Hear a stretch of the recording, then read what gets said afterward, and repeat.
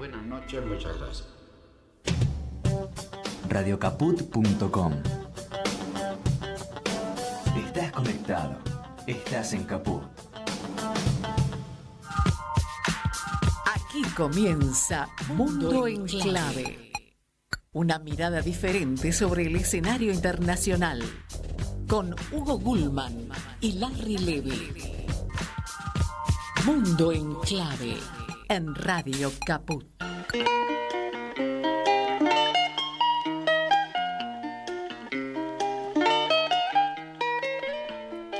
Hola, ¿cómo va? Aquí estamos otra vez en este tercer ciclo que estamos iniciando hoy de Mundo en Clave en Radio Caput, junto con mi compañero Larry Levy. ¿Cómo estás, Hugo? Aquí estamos, bien. Y aquí con la idea de ofrecerles, como en los años anteriores, una mirada diferente acerca del escenario internacional. Como siempre, como en los años anteriores, también nos van a acompañar otros medios de comunicación, además de Caput. Va a estar la radio pública de Marcos Paz, va a estar RPD Radio de Oberá en la provincia de Misiones y Radio Pista Urbana. Las tres, y esperamos sumar más a lo largo de este año, ¿verdad, Larry? Sí, señor, estamos en eso. Bueno, y saben que para los que se enganchan recién ahora, que no conocen este ciclo, nosotros habitualmente nos dedicamos a profundizar en un país, en una región, en un conflicto o en determinadas cuestiones que abarquen muchos países, como puede ser la soberanía alimentaria, como puede ser las migraciones y tantos otros temas, ¿no? Hoy, por ejemplo, justamente en el inicio de este ciclo, no vamos a hablar de un país, sino que vamos a hablar de muchos y como siempre los invitamos a escuchar un poquito de música, ahí, un minutito, como algún mínimo indicio de lo que haremos, ¿no?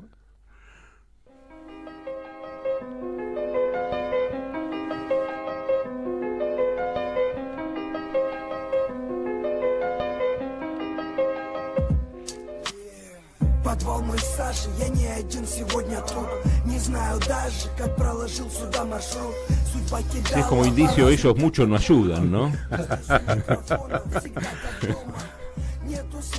Todavía no hemos logrado subtitular la música. Bueno, tenemos que subtitular. No, pero vos sabés que yo te puedo decir que una parte dice: mi sótano está lleno de hollín. Hoy no soy el único aquí. Ni siquiera sé cómo es que estas rutas están pavimentadas. Hugo, ¿esas son tus orígenes? Es decir, recurrir a tus orígenes, el ruso y esas cosas. Bueno, recurrí en este caso más que a eso. ¿Cómo sabías que era ruso? ¿Cómo?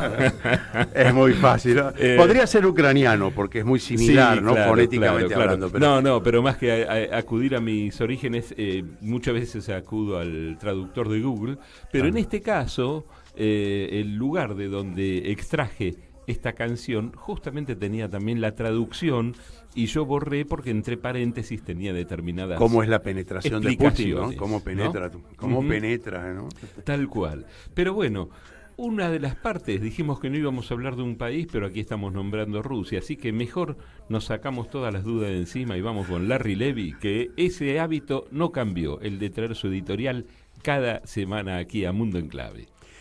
Bueno, cuando somos contemporáneos a los cambios profundos en el mundo, es muy difícil intentar explicaciones sin riesgo de cometer grandes errores de análisis. En ese caso, el diario del lunes sería una buena opción. La velocidad de los acontecimientos también constituye un factor adicional que puede significar una mirada distorsionada o un diagnóstico errado. En geopolítica, no todo lo que sucede a la vista tiene una explicación lineal o directa, y todo aquello que no vemos incide en los sucesos que se presentan como irracionales a primera vista. La mayoría de los hechos coyunturales encuentran su explicación en la historia inmediata, pero también en la muy añeja, en aquella que subyace en el acervo de los pueblos y esencialmente en la cultura en la que abrevan. Es por eso que la violencia y la guerra puede hacer desaparecer un país y el devenir de los acontecimientos volver a poner esa nación sobre el mapa. La historia está llena de esos ejemplos.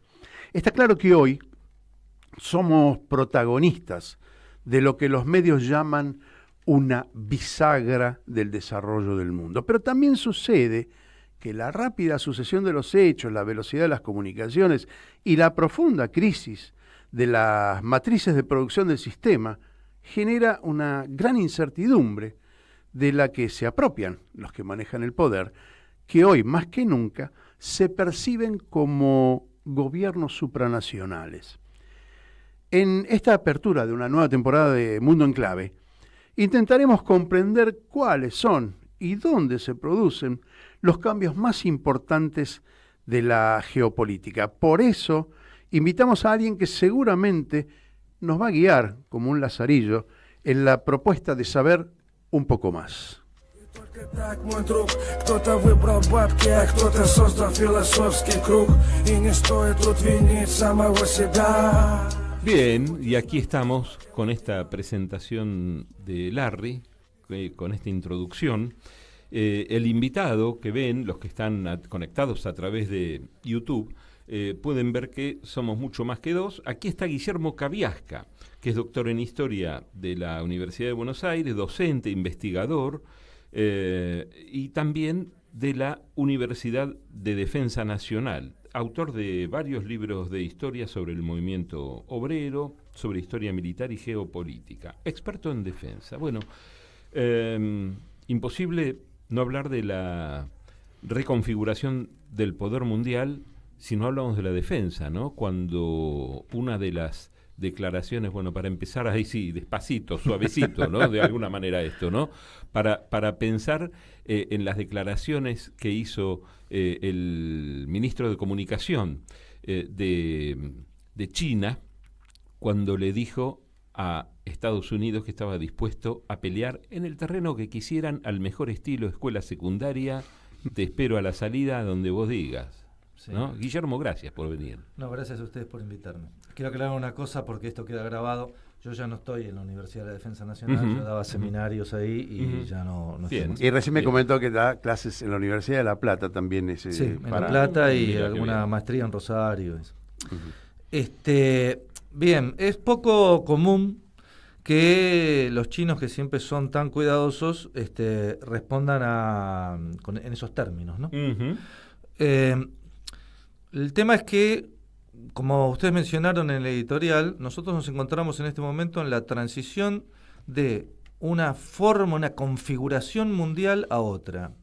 Me hablaban antes de empezar, había mencionado a Enzo Traverso, y él retoma en uno de sus últimos trabajos una idea que no es de él, pero que es buena, sobre periodos de transición de una forma de acumulación, de una forma de organización de la sociedad, de las relaciones internacionales, de la cultura, a otras que se encuentran cada periodo de 60, 70, 80, 100 años y que están jalonadas en el medio por grandes conflictos militares de tipo guerra civil o guerras internacionales, que abarcan ambos aspectos, que llama periodos de guerras de 30 años, porque han solido tener 30 años, desde la inicial guerra de los 30 años, que dio origen al primer esquema de relaciones internacionales estatales en los estados absolutistas, ya por el 1600, la primera mitad de 1600, las guerras napoleónicas, las guerras también duraron 30 años, las guerras de la Revolución Francesa, las dos guerras mundiales, que tienen que ser vistas como un solo periodo. Entre cada uno de estos periodos, que duran más o menos 30 años, han durado 30 años, de conflictos, se ha pasado de un tipo de organización en todos los aspectos a otro. Y nosotros nos encontraríamos ahora en eso. ¿Tiene que ver con la producción? Tiene que ver con tecnología, tiene que ver con cambios en las formas de organización del trabajo, tiene que ver con relaciones de fuerza, eso afecta a las relaciones de fuerza entre las clases, tiene que ver con que eso a su vez afecta y se relaciona con las relaciones internacionales y la geopolítica, los intereses que las comunidades en geopolítica, estados, o sea, los estados o las comunidades políticamente organizadas pasan a tener diferentes despliegues internacionales a medida que se van transformando todas estas variables que constituyen la base sobre la cual se organiza la sociedad y sobre la cual nosotros vivimos, trabajamos, tenemos nuestra cultura y todo lo demás. Todo eso pasa de una configuración a otra. Ahora nos encontramos en este periodo estaríamos desde esta perspectiva en una guerra a los 30 años, ¿no?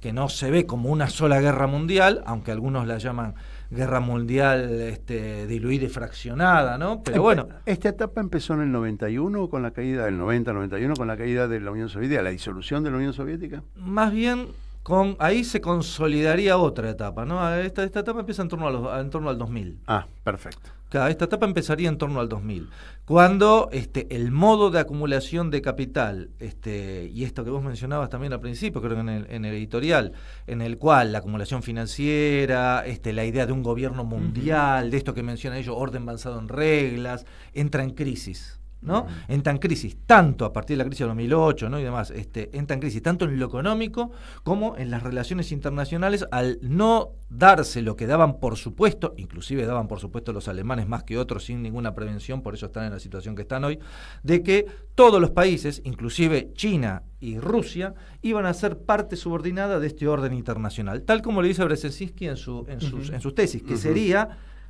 el apogeo de la nueva idea que ellos que se pensaba desplegar. Hoy esa idea está en crisis, estamos en este periodo de transición, veremos cómo se configura, pero ya en la década del 90 algunos hablaban, entre ellos Chávez, ¿no? Pero algunos hablaban de que iríamos, o era casi una utopía, digamos, ¿no? Sí. Pero que iríamos hacia un mundo pluripolar. Ahora, en esos años, en los 2000, cuando vos referís, empezaron a jugar más fuerte muchas empresas, pero que ponían a determinadas personas que eran segundas, terceras líneas. No sé si uno tomara Argentina como ejemplo, bueno, ponen un gerente de Bungeborn, anterior fue eso, sí. En el gobierno de Menem, por ejemplo, muere a la semana y otra vez ya ponen otro, digamos, ya declarando con total nitidez cómo venía la mano, ¿no? Pero después, hago un pequeño raconto.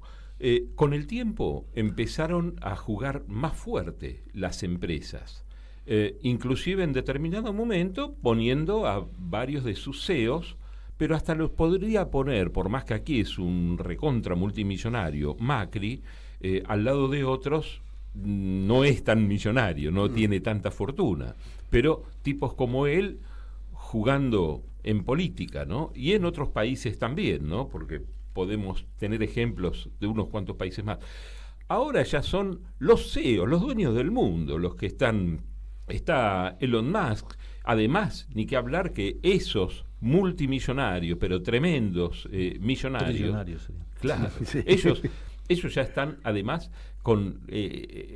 apropiados de todo el mundo financiero y de todo el mundo de los medios, ¿no? Bien. Con lo cual ya juegan un par de cosas más.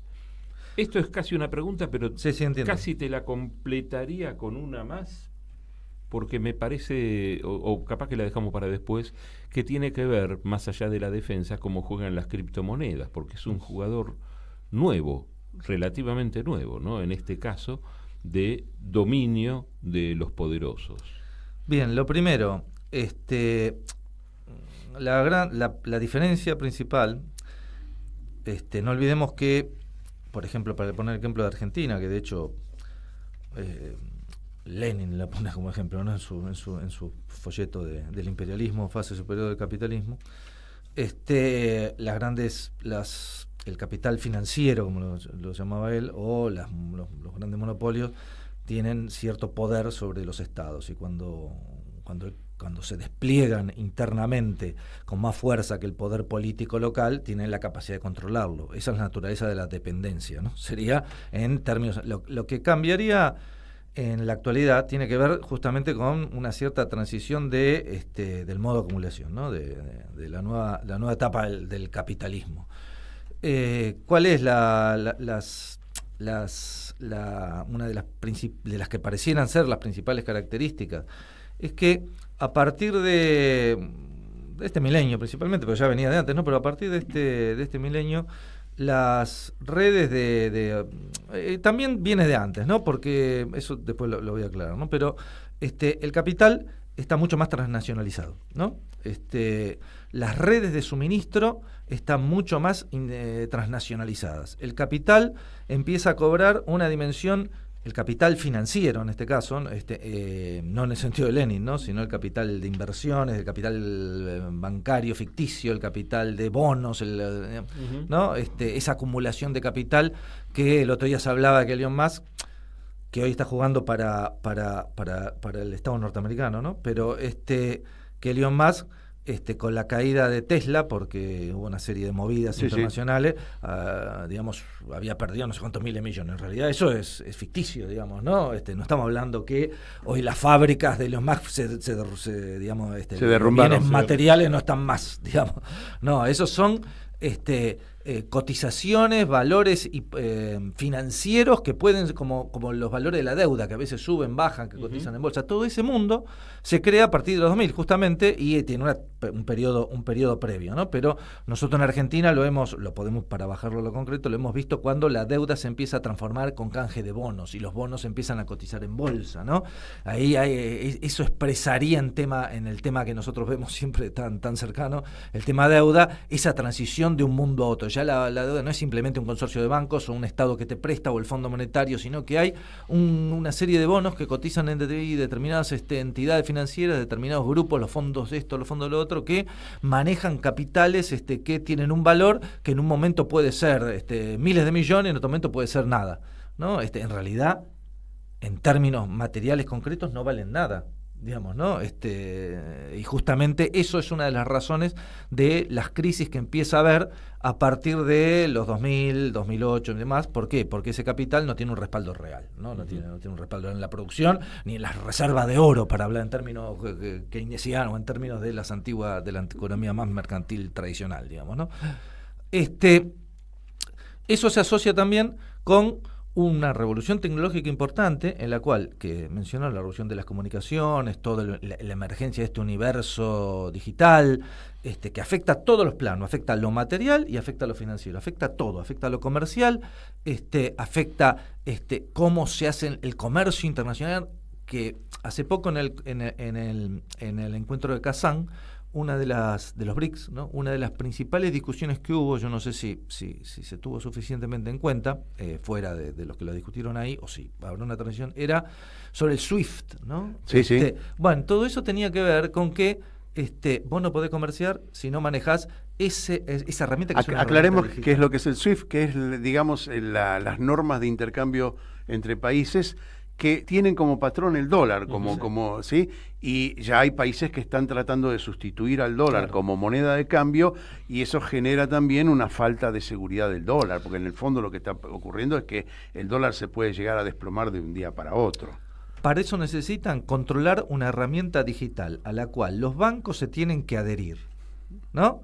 Y en la guerra, como hablamos de defensa, también, si vos no controlás las redes de satélites X, que te permite iluminar el campo de batalla, y eso tiene que ver con las comunicaciones, no podés desplegar unidades, es como si desplegaras soldados romanos en la era de la Segunda Guerra Mundial. También pueden ser muy valientes, muy combativos, pero no pueden pelear. Todo eso, a su vez, tiene que ver con esta emergencia de este capital y de estos multiempresarios que emergieron justamente en la etapa de lo que se dio llamar la globalización. Ahora no es que estamos yendo para atrás, pero ahora esa globalización tal cual se venía pensando está en crisis. Y esa globalización, a su vez, tenía diferentes expresiones de cómo se iba a ir realizando. Una era el gobierno de los grandes empresarios, otra era el gobierno de las grandes instituciones a las cuales la élite europea y la élite demócrata norteamericana y las élites locales también apostaban. No es que era monolítica, ¿no? Hoy en día encontramos que a partir no solo de la crisis del mismo sistema, de la crisis de acumulación del mismo sistema, de la crisis de acumulación, cuando vos acumulás capital que no tiene un reflejo real en el mediano plazo, en la incremento de la cantidad de bienes y servicios reales que se consumen, ¿no? Ese tipo de crisis va de la mano, a su vez, de que en términos geopolíticos, en términos de relaciones internacionales, el resto del mundo no se incorporó armoniosamente o subordinadamente y los estados siguen teniendo un enorme peso. O sea, Elon Musk puede tener mucho peso, Mark Zuckerberg Por puede tener encima, mucho digamos, peso, de lo que es la estructura estatal. pero si los estados, o sea, son poderes que tendrían fracciones de soberanía. Pero si Brasil le dice que Twitter no está más, Twitter no está más. Ujú. O sea, Eso el es Estado interesante lo sigue que teniendo poder. Y dije Brasil para no decir Trump, no decir grandes potencias, ¿no? Estamos charlando con Guillermo Cabiasca, que es profesor universitario, especialista. Bueno, estamos hablando de geopolítica, que es lo que nos concierne, en este caso, a Mundo en Clave. Yo quisiera que en el segundo bloque de programa nos adentremos en los protagonistas de todo este conjunto de cambios que están ocurriendo. Pero antes de ir a la pausa, te pregunto si no estamos obviando en toda tu radiografía, que es excelente, porque me parece que estás haciendo una descripción excelente, no estamos obviando el capital más importante que tiene que ver con consumidores, que es el trabajo. Vos hablaste de algo muy interesante, la tecnología. La tecnología lleva a que se emplee más mano de obra en la producción, pero si quedan fuera del circuito productivo un montón de gente que no va a cobrar salario, no va a poder consumir. Entonces hay una contradicción esencial en todo esto que no está enunciada en las soluciones. Me parece que tenemos que abocarnos. ¿Cómo lo ves vos este tema del trabajo que me parece sumamente importante? La tecnología, la robótica, la informática, además de permitir la realización de la ganancia más rápidamente por aumentar el flujo y la rapidez de reposición y de venta y demás, la tecnología indudablemente permite producir mucho más fácil con menos mano de obra, lo cual debería permitir producir más barato, ¿no? Pero bueno, ahora bien, hay toda una discusión en torno a un aspecto de este tema y yo la verdad que tendría que verlo con más detalle. Los que dicen que esto va a echar a mucha gente fuera de la producción, que es lo que nosotros vemos en Argentina, sí, con los en muchos despidos, países, ¿no? sí. Con los despidos. Igual acá los despidos no tienen que ver con la tecnología. No, acá tiene que los ver con una despidos tienen que ver costumbre. con la idea de bajar el precio, de orientarse más a la importación, exportación, al comercio, y de que la gente... Sí, la incidencia de la mano de obra claro, en el producto argentino es ínfimo, ¿no? Claro, diferencia menos, y que esa gente, viva lo que pueda. Pero no nos olvidemos que en torno a la economía productiva industrial, el obrero metalúrgico, llamémoslo, hay toda una estructura de investigación, de servicios, de administración, de ventas. Yo no sé hasta qué punto, y eso se nota. Mira, yo pensaba el otro día en la Alemania del año de los 30, los 30, bueno, ya vamos a ser los 30 de este siglo, ¿no? Del siglo XX. Los 30 del siglo XX, hasta el 60% eran obreros. ¿No? Cerca del 60% eran obreros, o en torno al 60% eran obreros. El 20% o algo así eran otro tipo de asalariados, porque muchas veces cuando se habla de obreros se habla del obrero industrial, ¿no? Sí, claro. No, claro, porque, y otros 20-30% asalariados, y solo el 20% restante eran comerciantes, propietarios menos, que yo. Indudablemente eso no es así ahora. Probablemente vamos a una sociedad en la cual 20% serán obreros con cierto grado de especialización, y el resto cumplirán otro tipo de trabajos. Primero, todo el tema, por eso hoy en día en Italia, por ejemplo, ¿no? Ahora no me acuerdo del porcentaje, pero un porcentaje sustancial de los asalariados son servicios, ¿no? Ahora bien, esos servicios son parte integral del proceso productivo, más allá del tipo que trabaja, ¿no? Son parte integral del proceso productivo. En muchos casos sí, no habría realización o sea, no habría comercialización, no habría obtención de insumos, no habría diseño, no habría actualización del software, no habría todas las cosas que tiene que haber sin todos esos servicios. Eso por un lado, ¿no? Por otro lado, está la contradicción entre capital y trabajo, ¿no? Cuando, que es fundamental y que en general en este momento está muy, muy por abajo de todo lo que se está discutiendo. Está como, venimos de una derrota enorme de la clase obrera de décadas ya, ¿no? Que tiene que ver con que el proceso productivo, las reformas tecnológicas, el avance científico y técnico, digamos, ¿a quién beneficia? ¿No? ¿Para qué? ¿Cómo implementamos eso? ¿Para quiénes? ¿Por qué yo tengo que, preguntaría, porque yo tengo que disminuir tanto la mano de obra, si yo podría disminuir las horas de trabajo o podría hacer otro tipo de que sería una forma de repartir la renta. Otro tipo de organización del trabajo, favoreciendo que hoy se necesita menos esfuerzo y menos trabajo para producir más cantidad de bienes y servicios. Es decir, se necesitaría el capitalismo sin capitalistas. Claro, digamos, yo no sé cómo, yo tendría que estudiar más, no sé cómo está pensado. Tiene un periodo de acumulación brutal, ¿no? El sistema chino, ¿no? Uh-huh. Pero hay que pensar un sistema en el cual, me parece, por justamente esta contradicción, que la están pensando, no es que yo, porque soy un revolucionario, no, esto lo están pensando qué hacer con la gente que quedaría fuera. Claro, pensaba en Alcide Argumedo cuando planteaba que para el neoliberalismo, en esta situación de la robótica, del avance tecnológico y todo, es como si sobrara el 50% de la población mundial. Sí, ¿no? Yo lo daría vuelta, ¿no? Y diría que es una estimación fea porque hay que descartar tanta gente. Uh-huh. Pero le iba a preguntar, no creo que ahondemos en ese tema porque tenemos que ir a la pausa, pero te diría que miremos, por ejemplo, lo que pasa en los países más desarrollados, los que no de Escandinavia, por ejemplo, ¿no? Donde la cantidad de empleados públicos es mayor, está dando servicios del Estado a la gente. Es una forma de solucionar también esa mano de obra, entre comillas, que queda desplazada de la laboriosidad de las manos a una labor que tiene que ver con lo social. Pero bueno, esas son definiciones que tienen que ver con, más que nada, con la política y un trazo nuevo que todavía no está ni siquiera enunciado. Pero, ¿vamos a la pausa? Sí, señor. Vamos a la pausa. Me quedé pensando, para cerrar esto, que hace algo más de 100 años, como algo más que refería Guillermo Cabiasca, Henry Ford quería que cada uno de sus laburantes tuviera un Ford, pudiera comprar un auto, ¿no? Y era todo un símbolo, más allá, no soy del club de admiradores de Henry Ford, pero más allá de eso, está muy bien eso, porque ¿cómo se realiza? ¿Para qué produzco? No solo para qué beneficio de quién, sino toda, y eso tiene que ver con un poco de crisis, la crisis de sobreproducción, ¿no? Si yo dejo fuera de la producción a la mitad de la población mundial, estoy dejando fuera del consumo a la mitad de los posibles consumidores.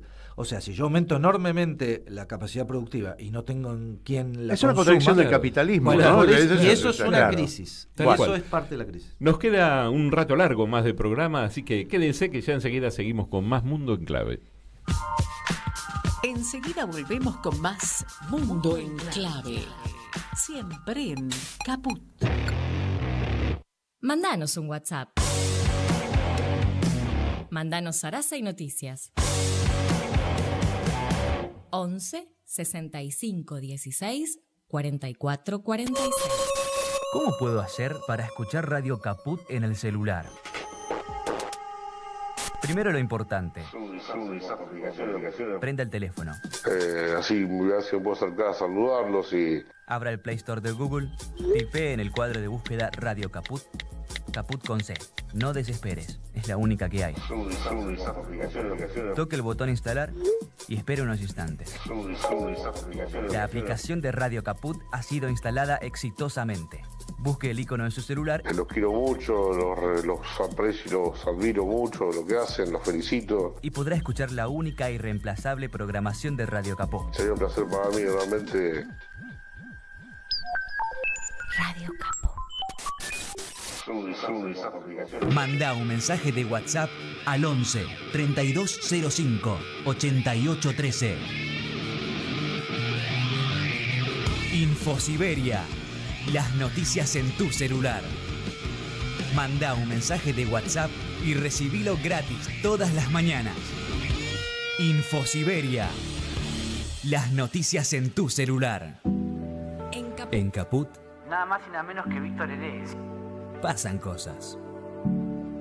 Vos lo llamás y decís, ¿a qué hora es? No te preguntan ni sonidos, ni carpas, si estamos abajo de la lluvia. Y eso es una cualidad, me parece, que hace a que él sea el poeta que es.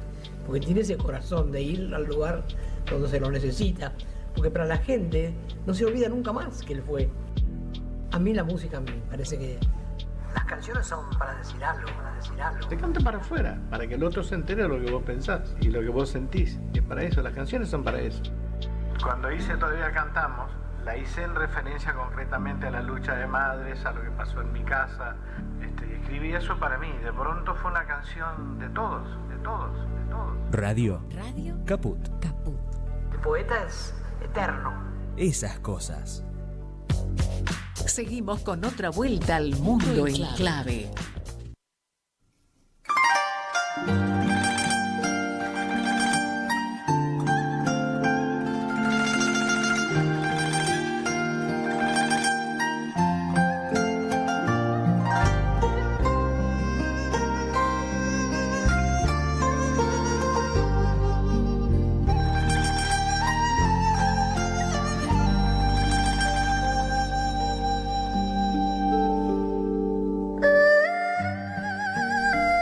Casi que no es muy difícil pensar en el origen de esta canción, ¿no?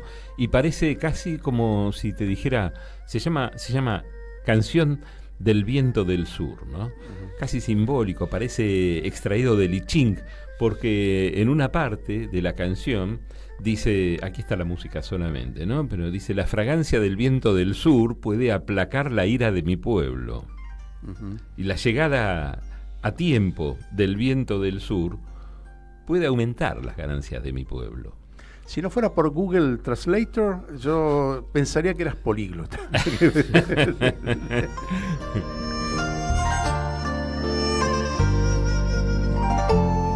Y acá con estas profecías chinas nos vamos sumergiendo de a poco en este segundo e interesantísimo bloque que estamos llevando adelante en Mundo en Clave con Guillermo Cabiasca. Larry. Bueno, yo planteaba en el primer bloque que hablemos más que nada de los protagonistas, todo esto que trazó la semblanza, la radiografía que trazó Guillermo de lo que pasa conceptualmente, porque la mirada esta de esta primera media hora fue lo conceptual. Ahora vamos a lo práctico. ¿Quiénes están protagonizando la crisis en sí misma? Las mini crisis aleatorias, ¿no?, que contribuyen a esa gran crisis. Uno mira y dice, bueno, subió Trump y cambió todo. En realidad viene cambiando desde hace rato. Pero bueno, como vos decías ahora fuera de micrófono, Trump tiene la virtud, entre comillas lo digo, de ser transparente, tan bruto y tan bestia como es, pero plantea en términos de con claridad lo que ocurre. ¿Podemos establecer quiénes son hoy los protagonistas principales de toda esta crisis? Bueno, además de que hay que tomar en cuenta, como vos dijiste, elementos en esta nueva configuración que estamos hablando, en esta nueva etapa, como sujetos de soberanía, en el sentido estricto de lo que es soberanía, ¿no? No son solo los estados nacionales, sino que hay grandes empresas, grandes grupos que ejercen un poder similar al soberano, quizá no en algunos países muy potentes, ¿no?, que intentan disciplinar al conjunto de las fuerzas que juegan adentro, pero sí en países como el nuestro, el Estado argentino no ejerce la soberanía. Hay otros estados y otros grandes grupos que pueden tener soberanía sobre parte de nuestros, y así en el mundo, ¿no? Trump expresa, y eso lo quería decir, Trump no es el timón del cambio. Trump es un emergente de ese cambio, ¿no? El otro día el secretario, un ministro, lo que vendría a ser un ministro de finanzas de los Estados Unidos, ahora no me acuerdo, explicó cuál era la política de Trump. Dijo, nosotros tenemos la economía, sintéticamente, nosotros usamos la economía como herramienta para imponer un proyecto político a nivel mundial, ¿no? Proyecto político norteamericano, ¿no? O sea, se alejarían de los preceptos más liberales, ¿no?, de que la economía tiene su propio juego y es la hegemónica sobre la política. Es decir, la política, cuando él tira los aranceles, está pensando en reindustrializar Estados Unidos, ¿no? Por decir una cosa, ¿no? Torcerle el brazo a Europa o a Dinamarca o para el tema de Groenlandia o a Panamá, que es un pequeño país, digamos, de soberanía muy limitada. Cuando hace movidas económicas de ese tipo, no está pensando tanto en el beneficio económico inmediato, ¿no? ¿Por qué? Porque tomó nota este grupo de la élite este grupo de la élite tomó nota de este mundo en cambio que estamos viviendo y dice: Estados Unidos va a entrar en este mundo de otra forma, ¿no? Va a salirse del esquema multilateral de gobierno mundial y va a retomar la idea de imperialismo tradicional, de potencia, Estados Unidos potencia, que recupera sus herramientas económicas, militares, sin integrarse de lleno en gobierno mundial, eso sí, mandando en donde puede, ¿no? Que tiene poder. Imponiendo su voluntad. Más a lo Roosevelt, Teodoro Roosevelt, más al gran garrote que lo último que estamos viendo de la ONU o de la OEA o de los organismos internacionales o el Fondo Monetario. Desde ahí manejar las cosas. En ese sentido nosotros tenemos actores de diferente tipo y los principales actores se ve por su peso específico por diferentes razones. Son China, Estados Unidos y Rusia. No tanto por su poder económico, sino por su extensión y porque Rusia apostó a mantener un aparato militar de peso y relativamente autosuficiente. Yo quiero destacar algo que en Argentina es tabú, ¿no? Ningún país puede proyectarse en el mundo con un grado de autonomía de acuerdo a lo que pretenda disputar si no tiene el poder militar necesario para respaldarlo, ¿no? Claro, y el poder al lado de una estructura económica sólida, al lado de una estructura social y de clases sólida también, ¿no? Sólida quiero decir, podría ser más allá del perfil ideológico, llamémoslo, que vos podés ser tener un gobierno con una hegemonía con una mayor presencia para de la clase obrera, los intereses de los trabajadores en esa hegemonía, o podés ser un país de la gran burguesía, pero que piense su rol en el mundo con un grado de autonomía. Si no tenés eso, y si no tenés estas herramientas económicas, militares, ideológicas, sociales, más o menos homogéneas, más o menos estables, ¿no? Y con una cierta proyección, y eso también podíamos retrotraerlo antes, ¿no? Al pensamiento. Esto tiene su origen, y eso tiene su origen tanto en Rusia, que también se basa en eso, como. ¿Por el Rus hablas de ese espíritu? Me refiero por el pensamiento de von der Goltz, es La nación en armas, del pensamiento muy, muy fuerte en Rusia, que es el pensamiento geopolítico alemán, ¿no?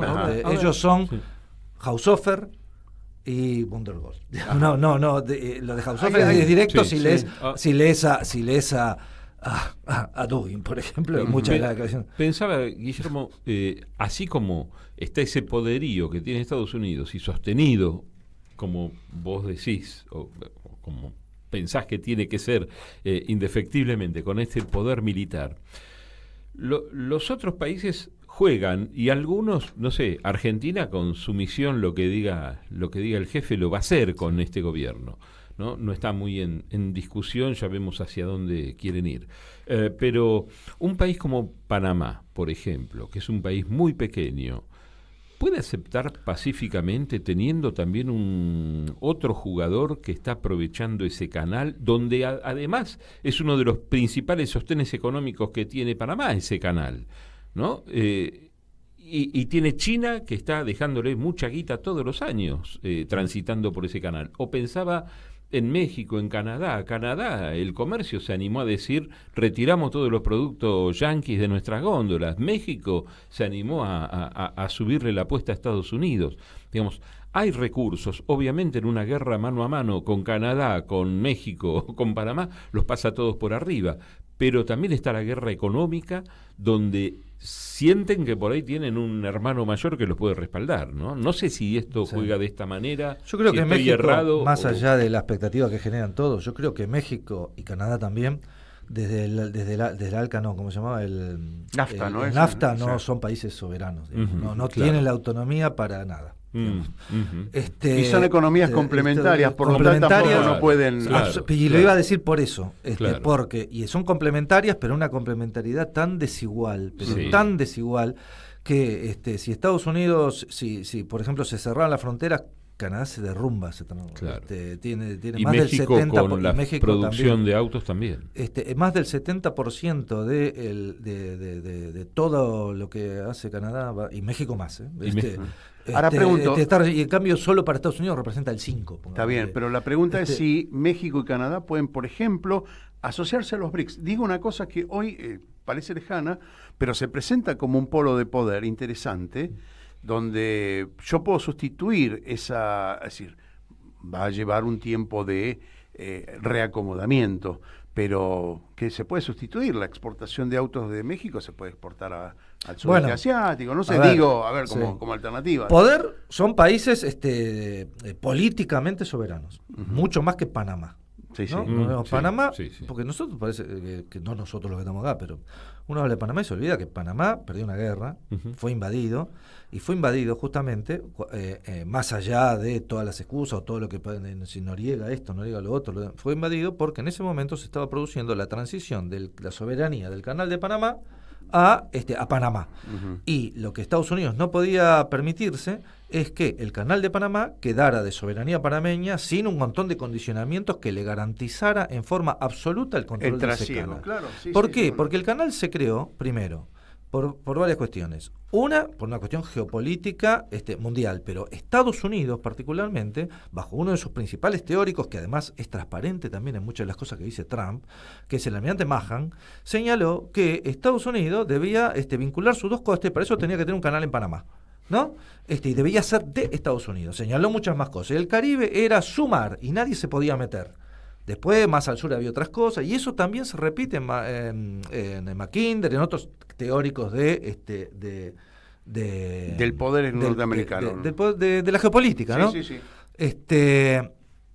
Spigman, no Mackinder, perdón. Mackinder es inglés. Hay una vinculación, está bien. Es inglés, pero hay una vinculación anglosajona interesante. Sí, bueno, la geopolítica anglosajona es una unidad. Digamos, ¿no? Claro, por el concepto que tienen, ¿no? De cómo relacionarse con el resto. Y el tema del mar, sobre todo, ¿no? Sí, el dominio del mar fue... Lo que pasa es que estos dos piensan en tanto Mahan a fin del siglo XIX como Mackinder a mediados del siglo XX, piensan en América Latina. Y no tanto en América Latina, sino en América que Estados Unidos necesita sí o sí, ¿no? El canal, esto, lo otro, y los recursos, básicamente los recursos. Están pensando eso, y los ingleses no piensan tanto en América. Piensan sí, pero geopolíticamente están pensando en los mares, en cómo controlar, cómo centralmente en su geopolítica centralmente es mantener dividida a Europa. Te cambio de eje, porque más o menos ya todos entendemos que la predominancia norteamericana, estadounidense, es, lleva muchos años. Pero hay despertares. Me voy al sudeste asiático, me voy a los BRICS, me voy a África, un continente olvidado que empieza a despertarse, o por lo menos se remolonea en la cama, pero ya despierta. El conflicto del Sahel, es decir, son todos indicios de que hay movimientos de cambio, pero en todo el mundo, no solamente en una parte. La soledad de Europa con respecto a la protección norteamericana, esta guerra con Ucrania, hay un montón de elementos que nos llevan a ver protagonistas que no eran usuales en la mirada, por lo menos acá en América Latina, ¿no? Empezamos a mirar para otros lados y nos damos cuenta de que hay nuevos despertares en otros lados, y que eso es lo que está haciendo mucho ruido, ¿no? Está provocando, por ahora movimientos, no terremotos, pero sí movimientos en las capas geológicas del poder. Sí, la debilidad que Europa ha demostrado y sigue demostrando, principalmente a partir de la guerra de Ucrania, que es un ejemplo, que es el hecho que muestra la debilidad europea, ¿no? No tanto la debilidad, como dijo von der Leyen el otro día, vamos a poner 800.000 millones de euros en No. 800.000 millones de euros serán 800.000 millones de papelitos. Vos tenés que poner 800.000 millones de euros en tanques, aviones, y eso Europa no lo tiene. Tendría que reconstruir, Europa no lo puede hacer. Y eso se nota, y voy a esto, se nota el retroceso en África. No es que Estados Unidos desatendió a África. Estados Unidos no era una de sus prioridades, África subsahariana. ¿Y a Europa le convendría recomponer el vínculo con Rusia y tratar de estar en una situación más equidistante, por decir de alguna manera? A Europa le convendría, primero tendría que haber un acuerdo entre Alemania y Francia y un cambio de política en Alemania, principalmente en Alemania, que es el gran problema, es la potencia económica, tecnológica de Europa y también poblacional, ¿no? Dentro de todo, aunque ellos tienen crisis demográficas, ¿no? Que están cayendo, nacen menos que los que... Y eso no se reemplaza con inmigrantes, porque para que los inmigrantes... se pasan generaciones para que los inmigrantes, y sobre todo si son inmigrantes de culturas tan distintas y sociedades que... Porque nosotros decimos, sí, los inmigrantes son todos iguales, pero acá más o menos son todos iguales. Pero allá no son todos iguales. Claro. Y aparte los motivos por los que llegan son otros. Sí. Además, ahora bien, lo que vos me decías. Sí, eso y no para hacer una apología de los rusos ni nada, ¿no? Pero Putin señaló varias veces, y por eso digo la perspectiva haushofferiana, de la existencia de múltiples polos de poder, ¿no? Putin señaló varias veces que Alemania y Europa de que debían construir su propia camino, ¿no? Y lo sigue sosteniendo, ¿no? Y negociemos de igual a igual.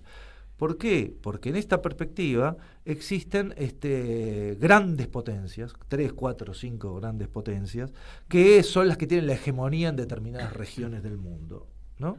Y una de ellas sería Europa, encabezada por Alemania, ¿no? Sería en un acuerdo con Francia. La otra sería Estados Unidos, que dominaría América. La otra sería Rusia, que tendría su espacio postsoviético y su proyección hacia Asia Central.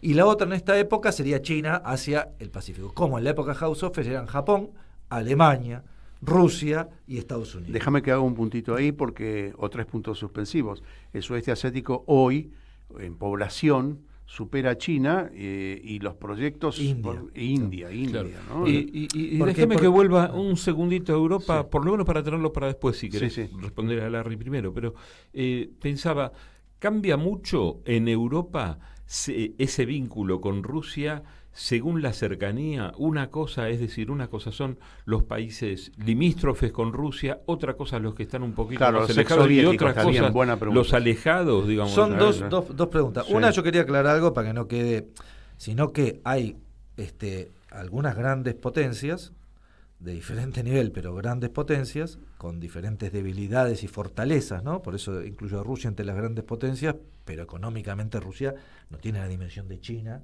ni de Estados Unidos, ni de Alemania. Pues económicamente Rusia tiene la dimensión de Italia. Es más sólida inclusive que Italia porque tiene más integradas sus cadenas productivas. Italia tiene un mundo, pero el PBI, aunque el PBI no diga todo, ya que en un momento el PBI argentino era igual al de Venezuela en la década del 10, y eso tiene que ver con el precio del petróleo. Argentina era y sigue siendo 100 veces más fuerte que Venezuela, por más sin duda, crisis, por su estructura, por todo, ¿no? Pero por eso el PBI puede ser un engañoso. Pero segundo, que hay otras potencias que buscan y sostienen y han logrado en esta época histórica y están conquistando grados de autonomía y grados de proyección, aunque sea regional y en algunos casos muy amplias, que se dan gracias a esta transición. En esta transición, en este desacomodamiento de lo viejo, y todavía no estamos en lo nuevo, no solo las grandes potencias disputan sus espacios de autonomía y sus espacios de influencia, sino que surgen otras potencias que también disputan sus espacios de autonomía e influencia, y otros países que disputan su espacio de independencia, ¿no? Cuando decían México, y México podría, pero bueno, tendría que desacelerar por supuesto. El NAFTA, digamos, a ver cómo sale de eso. Por ejemplo, Turquía hoy es una potencia regional con un grado de autonomía importante. Que viene a ser algo así, ¿no? Como el portero entre Oriente y Occidente, ¿no? Los tipos se mueven con un grado, aún siendo la OTAN, y utilizan a favor de ellos eso. De hecho, el príncipe de Arabia, nadie lo hubiera imaginado, el príncipe de Arabia Saudita se mueve con un grado de independencia. Bueno, eso te iba a preguntar. Eso te iba a preguntar. La Liga Árabe puede tener India hoy... es una gran potencia. India se proyecta como potencia. Porque tiene el respaldo por otro lado. Entonces se puede liberar de Estados Unidos. Bueno, de alguna manera hay un respaldo a un mundo en el cual hay varios polos de poder porque China y Rusia son aliados, son socios, pero no son el mismo polo de poder, son dos poderes. ¿Y uno como Argentina podría tener una buena relación con varios polos de poder y no con uno? Es decir, como para apoyarse y Argentina debería distribuir el apostar a riesgo, ¿no? Cuando Argentina debería apostar a eso, por dos razones. Bueno, nosotros cada vez, si nosotros comparamos el poder relativo, ¿no? Argentino en términos económicos y militares también, no, pero económicos, en la década del 70 y lo comparamos con el de hoy somos un país muchísimo más débil en términos relativos de lo que éramos para cualquier cosa, ¿no? Tenemos que pensar en una cantidad de tiempo de construir, pero un país como Argentina, con la dimensión geográfica, con los recursos que tiene, con su ubicación geopolítica, que la coloca en un lugar de privilegiado y relativamente cómodo, porque las grandes potencias miran a Argentina, pero no la miran como, bueno, acá va... como América Central, como ahí, que son no. de acceso más acá más nosotros, lo que vos me preguntabas y para ir por ahí, lo que vos me preguntabas de Europa del Este. Bueno, Europa del Este tiene dos cuestiones, una cuestión histórica, que yo veo a Rusia con simpatía, estoy en Argentina y para mí Rusia es un socio con el cual yo no tengo competencia y puede ser un amigo muy importante. Ahora, yo no sé qué piensan los estonios, ¿no? Claro. O los finlandeses, digamos. Sí. Yo creo que no lo ven de la misma forma que lo veo yo. Y si bien yo no los apoyo, y yo los comprendo. Digamos, yo comprendo que, ahora bien, también comprendo cómo eso lleva a que en Europa del Este partidos más agresivos tengan más consenso en lograr y que partidos más guerreristas en ese tema, ¿no? Guerreristas, y no tienen resuelta la identidad definitiva para desprenderse de la Unión de la vieja Unión Soviética. Y hay pulsos poblacionales, hay cuestiones más complejas. Inclusive el mismo democracia sería para otra charla, ¿no? Pero bueno, y otro grupo de poder, o políticamente hablando, es el Medio Oriente. Es decir, la Liga Árabe está dando algunas respuestas después de un largo silencio de muchos años, varias décadas, que la Liga había perdido peso específico en la resolución de los problemas, sobre todo de Medio Oriente. Hoy se encamina con nuevas propuestas. Arabia Saudita demostró mayor independencia de Estados Unidos de la que uno podía pensar en algún momento, y surgió un nuevo factor dentro de ese Medio Oriente, que es Irán.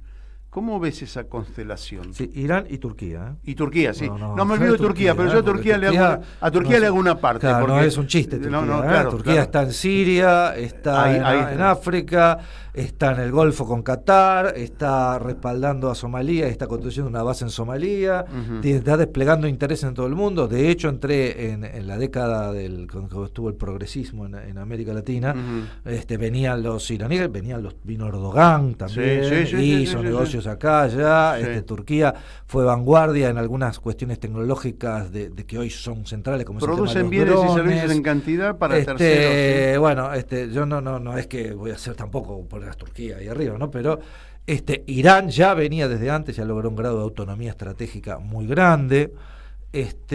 Arabia Saudita, a ver, yo pongo Arabia Saudita para decir que de ser un peón de los Estados Unidos, simplemente tener un negocio petrolero en el cual vos me protegés de todos los vecinos y yo te sirvo acá como...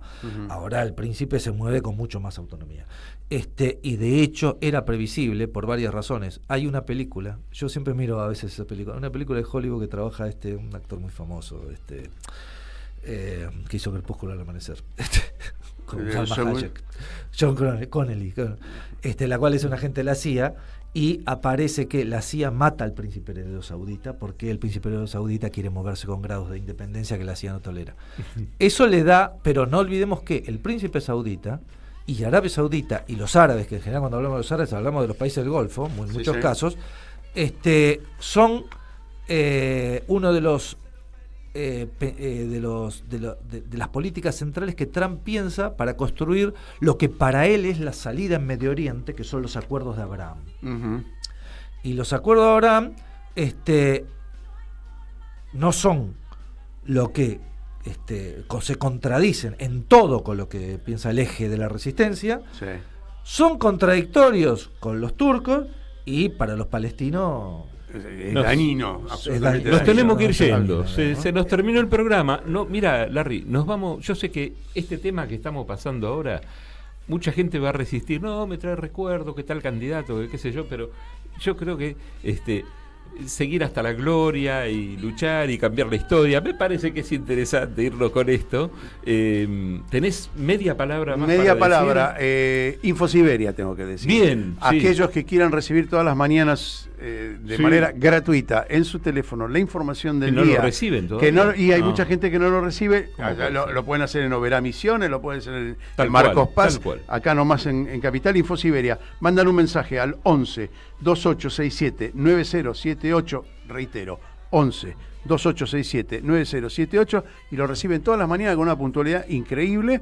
De entre 8 y 8 y media tienen el informe 50, 60 noticias que nos dan todo el panorama de lo que pasa en la Argentina, en el mundo y en América Latina. Bien, bueno, en este primer programa de Mundo en Clave, de este ciclo, del tercer ciclo de Mundo en Clave, nos acompañó Guillermo Cabiasca, doctor en historia, docente e investigador. Bien. Lo vamos a volver a llamar porque nos quedan infinitas varias veces.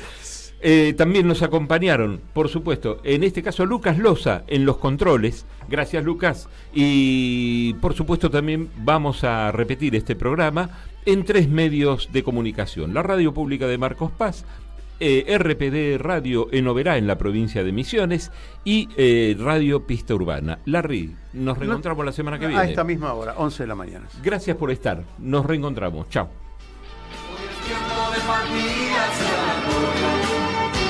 ¿Quién podrá detener a nuestros sueños? ¿Quién será más veloz que nuestras almas? Valerosos corazones, compañeros, hoy es tiempo de partir hacia la gloria. ¿Quién podrá detener a nuestros? Aquí termina otra edición de Mundo en Clave. En Caput había un viejo. pasan cosas. Dice así: yo no tengo un amor, una muchacha, una cosa que le anda por la piel por todas partes. Digamos Buenos Aires.